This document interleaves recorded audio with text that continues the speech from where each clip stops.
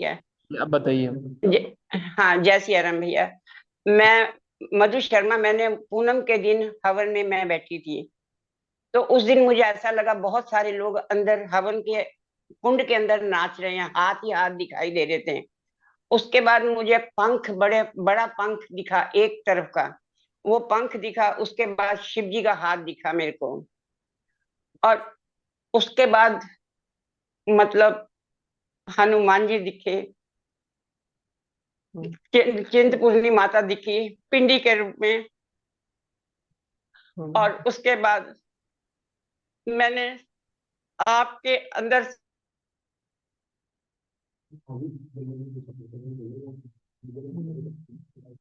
शिव और पार्वती को, उनके आगे एक मंदिर है हिमाचल में, वहां आ रहे हैं। और उसके बाद मैंने राम, सीता और लक्ष्मण को देखा। आगे हनुमान जी थे, राम, सीता और लक्ष्मण जी थे। और आपके अंदर से, आप में से होके बहुत सारे लोग हम कुंड के अंदर आ रहे थे। कुंड के अंदर मैंने सब देवी, सब लक्ष्मी माँ को देखा, सब माताओं को देखा। मैंने लास्ट में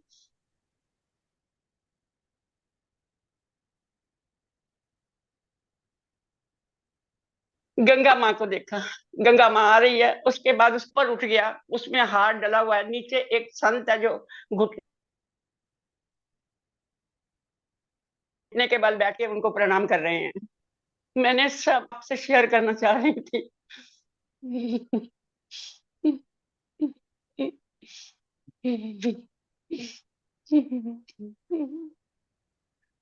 और अभी फिर जब ये शिव जी का आया, शिवरात्रि का जिस दिन दिए जलाए हैं, उस दिन मैं 6 बजे से माला लेके बैठ गई थी। और फिर मैं बहुत थक गई। 2 बजे रात को मेरे से बैठा नहीं जा रहा था। इतना पेन हो रहा था कि मेरे को माला छोड़नी पड़ी। और मैं लेट गई। लेट गई तो मैंने जहां दिया जलाया था, दिए के पास शिव बैठे हुए थे। दिए के पास शिव बैठे थे। मैं तुरंत उठ गई और मैंने 4 बजे तक माला की। उसके बाद मेरी अभी तक मैं माला नहीं कर सकी हूँ। मैं इसलिए आपको बता रही हूँ कि मैं उसके बाद माला उठाती हूँ तो मेरे को कुछ हो जाता है। थकावट नहीं उतरी, जैसे मेरा शरीर थक गया हो जैसे। पीयूष भैया, ये सब क्या है? दर्शन तो हुए, मैं बहुत खुश हूँ, बहुत खुश हूँ मैं।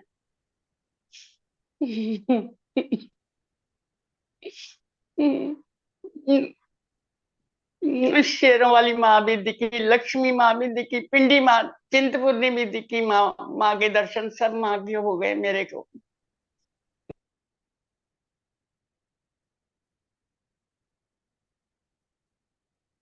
बहुत अच्छा गणपति मुझे याद नहीं आ रहा, मैंने गणपति जी को देखा। लेकिन उसके बाद मैं पूजा नहीं कर सकी पीयूष भैया। बहुत थक गई हूँ जैसे मैं।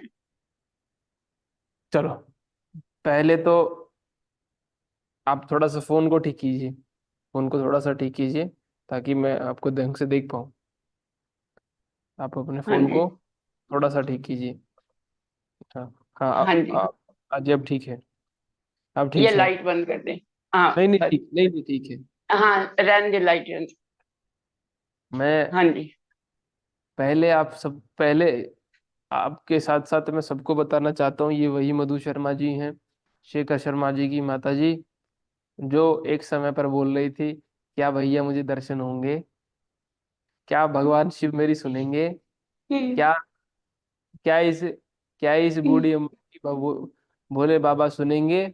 मैंने सारी उम्र भगवान के नाम को और इस तत्व को दिया, मुझे पता नहीं है, पर मुझे भगवान के दर्शन करने हैं। ये बात इन्होंने सबके सामने कही थी ना माता जी। हाँ जी, हाँ जी, कही थी मुझे। और आज से कितने दर्शन हुए महीने अब। पहले कही थी? हाँ, हमने भी सुना था। हाँ, लगभग 2 महीने पहले की बात है। 2 महीने दो पहले। महीने पहले। हाँ दो जी। महीने पहले ये बात इन मैया ने बोली, क्या भैया मुझे दर्शन होंगे, या मुझे ऐसे ही दहे को छोड़ना पड़ेगा, क्या मुझे दर्शन होंगे। मैंने उस समय, मैया आपको याद हो, तो मैंने उस समय कहा था कि माँ, आप बस वही करते रहना जो मेरे गुरुदेव ने कहा है, और मैं वचन देता हाँ हूँ जी। आपको वो दर्शन होंगे जो दूसरों को सौभाग्य भी नहीं मिलता, जिन हम्म वो दर्शन होंगे जो लोगों को सपने में भी नहीं होते। और ये बात आपके मुख से सुनकर आपका ये बेटा, हम्म आपका ये लाल इतना खुश है। हनुमान हम्म जी महाराज को हम्म बारंबार हम्म। धन्यवाद।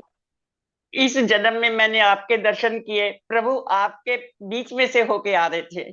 सब लोग आपके अंदर से निकल रहे थे, आपके कपड़ों के अंदर से निकल निकल के सब हवन कुंड में आ रहे थे। मैंने देखा, मैं बहुत खुश हो गई। पीयूष भैया, आपको बारंबार प्रणाम है, बारंबार प्रणाम है आपको। जय सिया राम, जय सिया राम। जय सिया भैया राम मैं भैया, आपको जय कुछ सिया बताना राम। चाहता हूँ। भैया मेरी बात सुनिए ध्यान से, कुछ मैं आपको बताना चाहता हूँ। आपने वो तत्व पाया जो दूसरों को विरला था, जि- जो दूसरों के भाग्य में भी नहीं था, आपने वो प्राप्त किया। और इसके लिए मैं आपकी तपस्या, आपकी लगन और श्रद्धा, जो आपने आशय के प्रति, हमारे गुरुदेव के प्रति और हमारे वचन के प्रति आपने जो श्रद्धा दिखाई, इसका मैं बहुत बहुत धन्यवाद करता हूँ। और साथ ही साथ आपने ये विश्वास साबित कर दिया कि अगर सच्चा विश्वास और भगवान की भक्ति हो तो प्रभु को आना ही पड़ता है। ठीक है।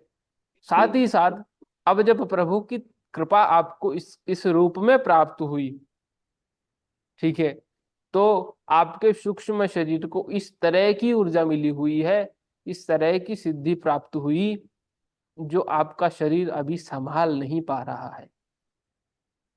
हाँ, मैं पूजा नहीं कर पा रही हूँ बिल्कुल भी। मैं बता माला देता हूँ हाथ में लेती हूँ जो। भैया, आपको मैं बता देता हूँ, ये कुछ समय लगेगा। इसे हफ्ते से 10 दिन का समय लगता है आपके शरीर में ढलने के लिए। हफ्ते से 10 दिन का समय लगता है शरीर में ढलने के लिए। और जैसे ही ढलना शुरू होगा उसके बाद स्वतः ही आप माला स्वयं हाथ में लेंगी। ठीक है, क्योंकि वो ऊर्जा, जब भगवान आते हैं तो दर्शन देने के लिए ही नहीं आते, बहुत कुछ देने के लिए आते हैं। वो जी ये तो हमारी कहते हैं कि ये तो हमारी दशा है कि हम जो है देखकर अनदेखा कर देते हैं। पर भगवान अपने स्थान से उठकर सिर्फ दर्शन देने के लिए कभी नहीं आते, वो बहुत कुछ देकर जाते हैं। और अनेका अनेक देवी देवताओं ने आपको दर्शन दिए हैं, तो इतना भंडार भर दिया है, इतना भंडार भर दिया है कि वो शरीर से संभाला नहीं जाता। शरीर में दर्द इस तरह से हो रहा है, मैंने कहा था मैया कि या तो आप दर्शन मांग लीजिए, या तो आप अपनी दृष्टि मांग लीजिए, या फिर शरीर को ठीक कर लीजिए।